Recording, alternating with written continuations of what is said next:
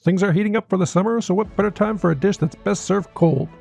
This month we've got two tales of grindhouse revenge, one featuring a Vietnam vet avenging the murder of his family, and one featuring a wife on the run who joins a gang of vigilante strippers. So let's start watching.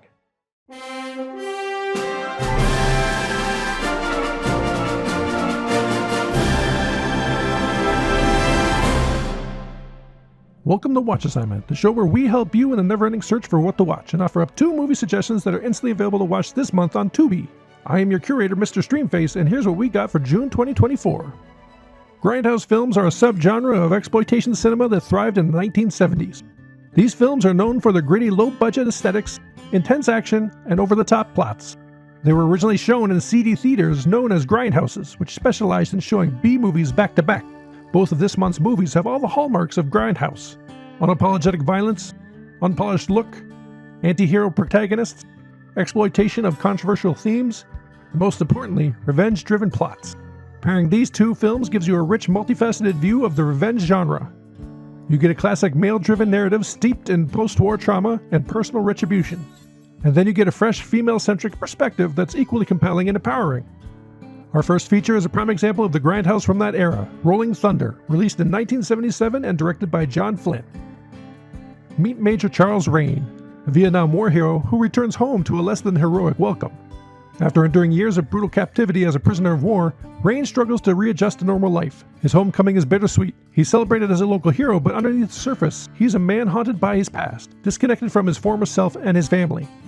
The plot takes a dark turn when a group of ruthless thugs invades his home, leaving Rain's family dead and Rain himself brutally maimed.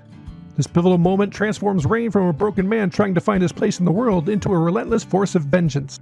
The theme of a veteran unable to readjust to normal life is central to Rolling Thunder, and explored with nuance thanks to a script from Paul Schrader, who had penned Taxi Driver a year earlier. Rain's struggle is poignantly portrayed. He's a man out of sync with the world around him, unable to find peace or purpose. The trauma of his wartime experiences have left him emotionally scarred, and the violence he faces at home serves as a catalyst for his transformation. His need for retribution becomes a way for him to reclaim a sense of control and purpose. William Devane's portrayal of Rain perfectly captures the haunting emptiness and simmering rage of a man who's been through unimaginable trauma.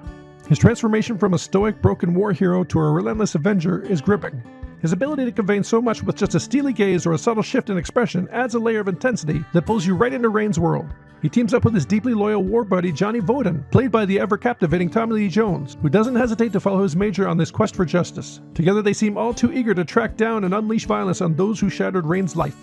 A testament to Rolling Thunder's greatness is the impact it had on one of the biggest names in modern cinema, Quentin Tarantino.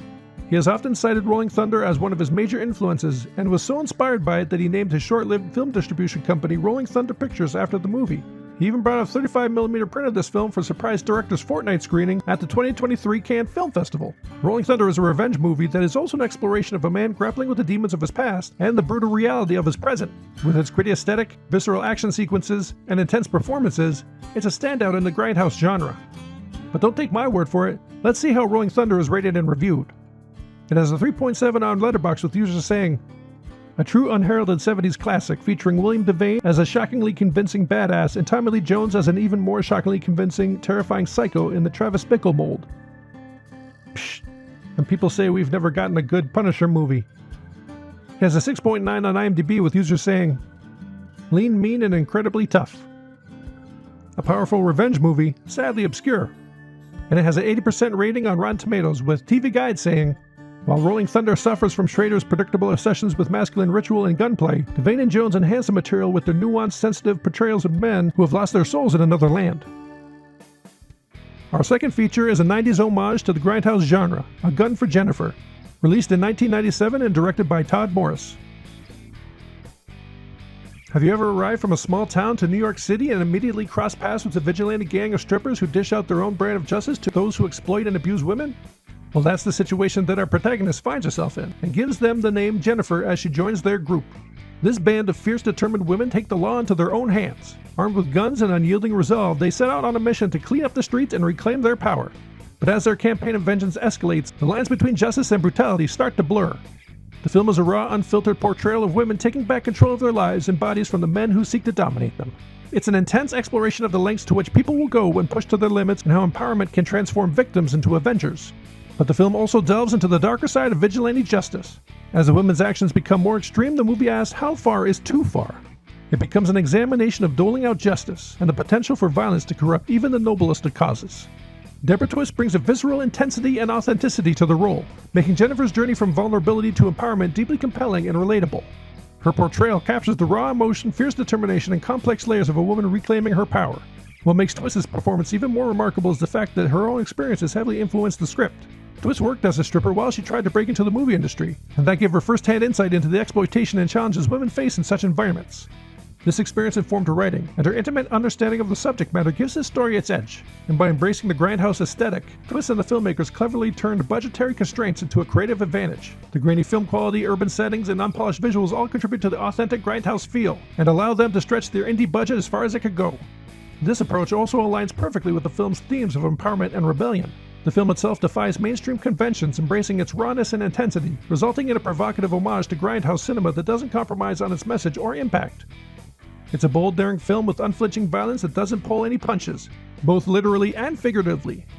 But don't take my word for it, let's see how A Gun for Jennifer is rated and reviewed. It has a 3.4 on Letterboxd with users saying, mean, angry, great pacing, angsty, bloody, and gory. This 90s exploitation movie surprised me. This soundtrack. Sourpuss is on this soundtrack.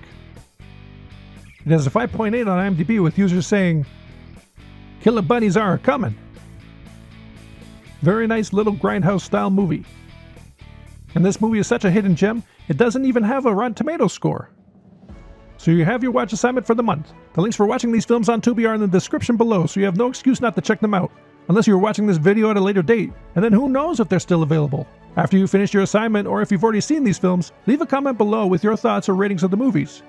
Until next month, happy streaming!